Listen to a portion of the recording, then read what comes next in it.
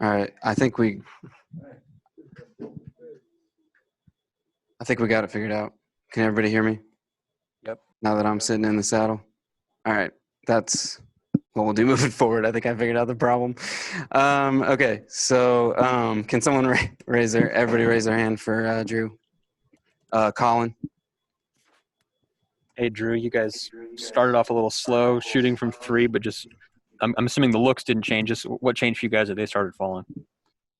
Oh, yeah, I think just getting in the flow of the game. Guys are excited there at the beginning. You got your nerves going. First time being out on the floor.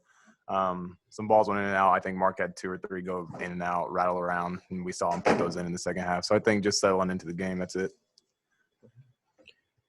Eric. Drew, speaking of Mark, did you know he had hops like that throwing down that alley-oop? Honestly, they kind of came out of nowhere over the quarantine time. He don't tell him that though. You know how he is. Don't get him a big head. But yeah, that was a nice play. He's been getting up a little more in practice every once in a while, so it was good to see him get one in the game. Sweetie. Hey, Drew, just wondering, how did you feel with the offensive pace and just pushing it? And was that kind of reminiscent of what you guys were trying to do in all those preseason practices? Oh, yeah, I thought we did a pretty good job of it, especially there later in the first half and then in the second half. Just getting the ball out. X was pushing it. Bugs was pushing it. I mean, just whoever kind of gets it off the glass just going. I thought we did a pretty good job of that. Andy? Yeah, Drew, I know you've kind of, had some time to talk or work with him in practice, but how'd you think of how Bugs really worked into an actual game and how he's kind of been flowing with you guys out there, especially in the transition? Yeah, I thought he was good. I thought he was facilitating well. He was getting guys good looks. He did a pretty good job of running the team when he was in there. I think he just brings that experience. He's poised. He doesn't really get rattled by anything, and we've seen that in practice as well. So I think he did a great job tonight. Dave? Drew, last year you guys really had to learn how to play without Jeremiah and Mark for a pretty long stretch. Just when they're doing what they did tonight, just how different is this team? How good is this team? Yeah, I mean, obviously it's a huge help to have those two guys.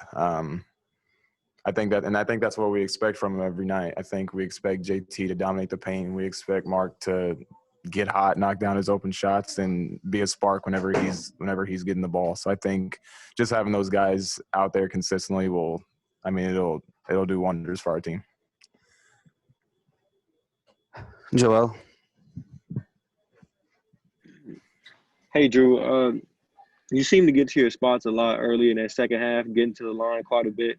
What was it about Oral Roberts' defense or maybe just your game that allows you to get to the line so often?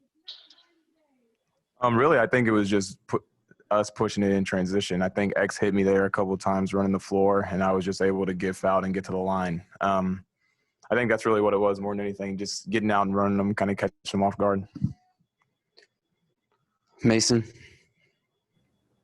Yeah, Drew. So the team shot over 50% tonight from the field. So when one of your teammates gets the hot hand like Mark did, how easy is it for you to feed off their energy and start knocking down your own shots?